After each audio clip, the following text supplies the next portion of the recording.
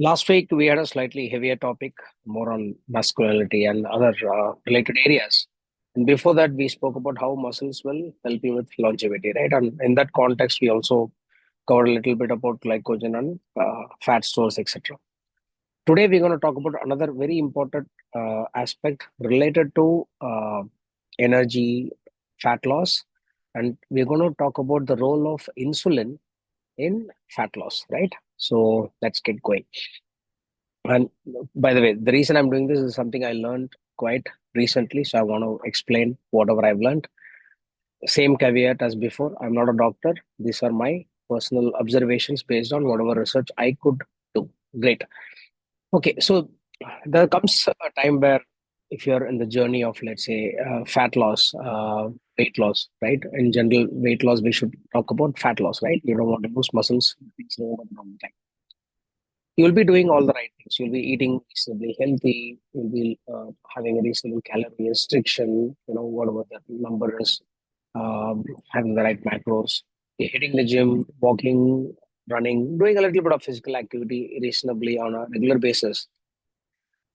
But still, you will have those stubborn belly fat or, some fats around places that you don't really want to burn. You actually want to burn, but you couldn't, and you'll be wondering, where am I going wrong? Probably, right? Now, there's nothing wrong with your willpower, etc. So most likely the cause could be insulin, right? So let's understand that unless insulin comes down, your body literally cannot access the stored fat. That fat burning cannot happen if insulin is there. So we'll cover that part a little bit. So before we go a little bit into the details, so I'm not going to talk about insulin from a diabetes perspective. I think a lot of people know insulin's role in terms of diabetes, but we're going to go more from a fat loss and energy utilization point of view for this particular session, right? Quick recap what we discussed 2 weeks back. Whenever you eat, energy, carbs, proteins, all fats, all the macros. But for the fat part, whenever you eat any protein or carbs, insulin gets secreted from the pancreas, beta cells, goes carries all this glucose into your cells. You need energy, ATP, etc. All that part is different. What happens with the extra glucose? It gets so basically what happens with the glucose, right? It gets stored first in the liver, then in your muscles, roughly about 15-20% in the liver because that's the max capacity. That becomes your, let's say, fridge. And then you have muscles which can store, let's say, 700 to 800 grams. So that becomes your, let's say, reservoir or something that you can access or a secret area. Now, if both of these places get full, what do we do? We said we will have to convert that into fat, mostly around your belly and similar areas. Right? And of course, that is where it's going to get stored. Apart from this, insulin also plays other things. So, shuttling amino acids into the muscles, synthesis, storing minerals like potassium and magnesium, and it also causes fat burning and blocks ketosis. Insulin has many other roles, but let's not get into it for this topic. I just want to quickly recap: liver storage, muscle storage, fat storage. Now we are going to talk about how do we lose fat? We are talking about why people are not able to lose fat. So obviously we have to understand these three important areas. That is your fridge, and then the extra reservoirs that are outside we have kept, which we are tapping into for emergency situations. And then we have this fat storage, which is like always there, right? It's never going, and the khajana is always full. It's like the forex reserves of our government. Nobody touches it. Okay. Uh, so one of the main reasons is if there is insulin in the blood, it is most likely into the process of storage mode. So basically, the way I understood is there is storage mode or burn mode. Whenever you have storage mode, there is no burning. That is the fundamental message that you have to remember, which means frequent meals, snacks, any food that triggers secretion of insulin, causes insulin spike. So then there's always insulin in your blood. So then, what is this main purpose? Oh, store everything into liver, muscle. Oh, there is nothing else left. Again, go on, deposit into your fat. Now, when that happens, your body is in storage mode. When you are in storage mode, you cannot burn anything, right? So even if you're doing all the right thing, which is eating clean, eating healthy, sleeping well, working out, etc., if you're still let's say consuming a little more than what it should be, or even ideal. But if you're eating more frequently, you're always having this insulin secretion that you will not be able to access the fat depletion mode at all, right? It's like you never went to the reservoir, right? You always have your what should happen. First of all, you should we'll come to that, but you never went to the reservoir and said, "Oh, I want some fat from there. I want some energy from there." You were always having something in the blood, right? So that's the thing that you have to remember. The next question then comes, okay, if that is the case, I'm eating too frequently and there is a frequent spike of insulin due to carbohydrate food and also some protein related food, lesser spike. What should I be then doing to burn fat? That's a very logical question people might have, which I also had, right? So there are three conditions that you should remember. You have to have low insulin, right? Because we said if there is insulin, fat burn is possible. You have to have low liver glycogen. That is the fridge in which the quick access is kept. That has to become almost depleted or pretty low, right? Which in case then it goes to the reservoir and access the remaining of the stash that you have. Because we already discussed muscles may it will not go on to take that stored glycogen. Then there has to be some demand, right? You have to be walking, moving, doing some workout or some energetic activity has to happen for this physical demand has to exist. That's the the stimulus for it to go and access the fat stores from reservoir, right? These are the three things have to align. That's when the fat access, right? Which is that fuel. Okay, let's burn the fat, fuel it, ketosis. Then I will have some energy for my brain and body to function.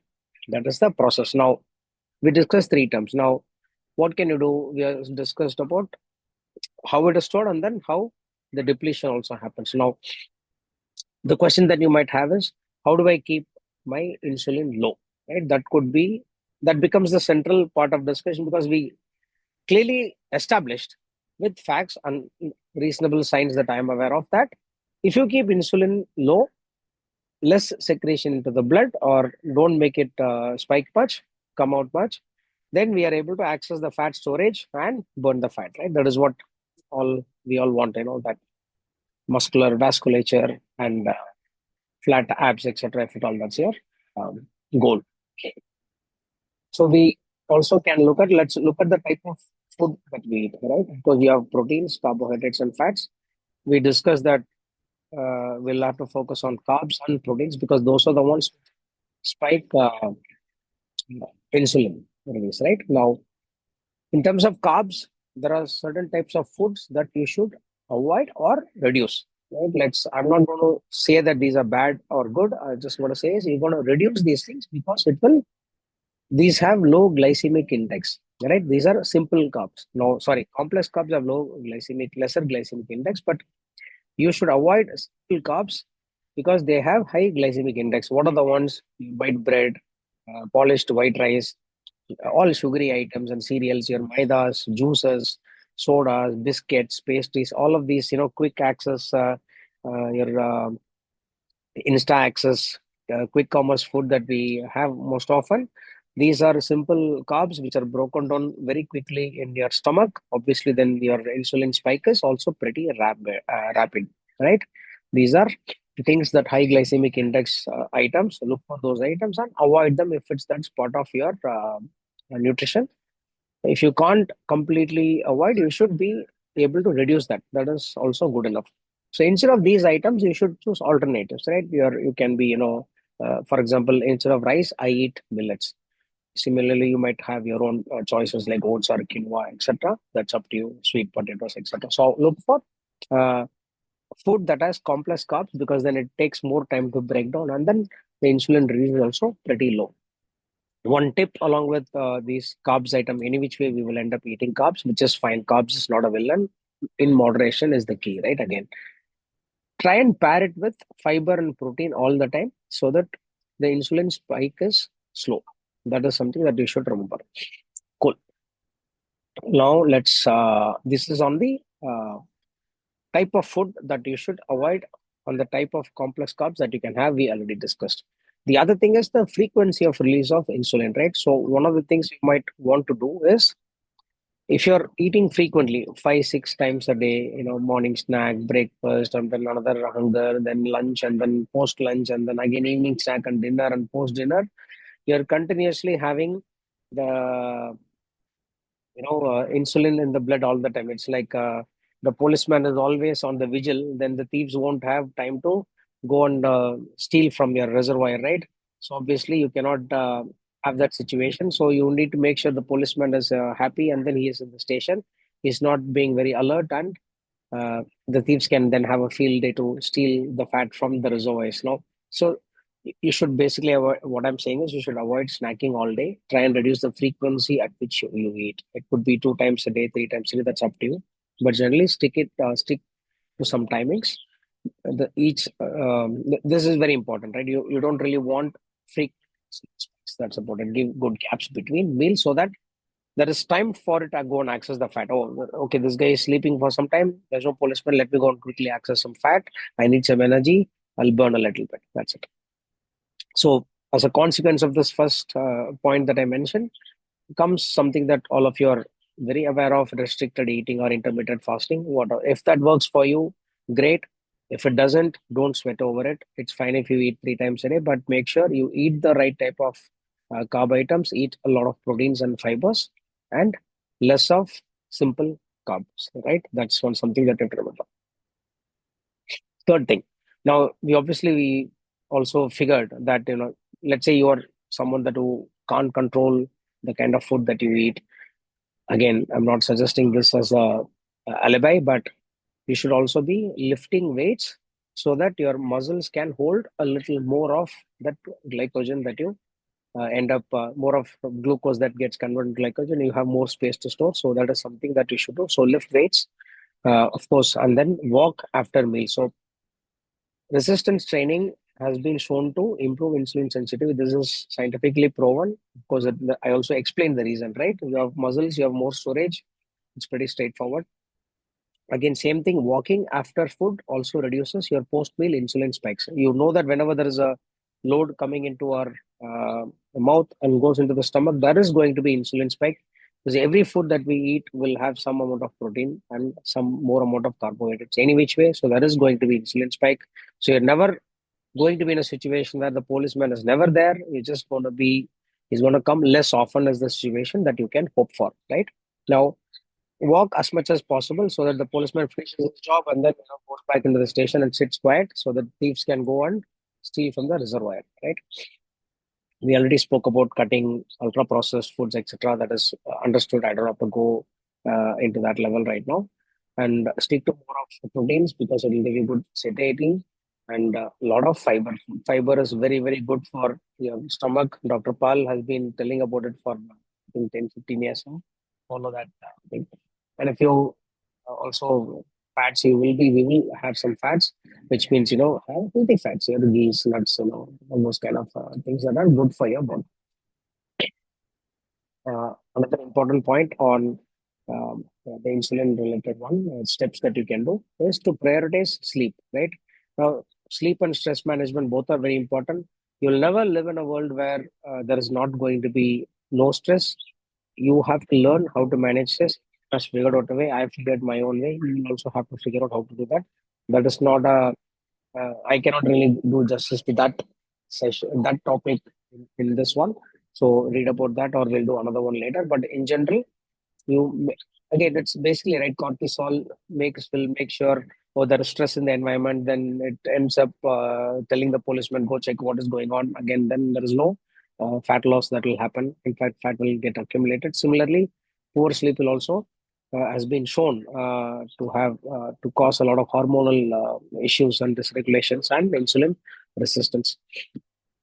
So these are the things that you should do. Now we've understood storage, we've understood depletion mechanisms, we've also understood what type of food we should eat, what type of food we should avoid, and uh, how do we then structure our day in such a way that we are giving our body the best chance of burning those fat cells, right? That is what we have established clearly so far. Hope you understood. Now, the last point, right? You might be thinking, because whatever I'm saying is also pretty tough for a lot of people to do, including me. And I've been doing that for the last 2, 3 weeks. I'll come to that part so that it gives you confidence that you can also do it.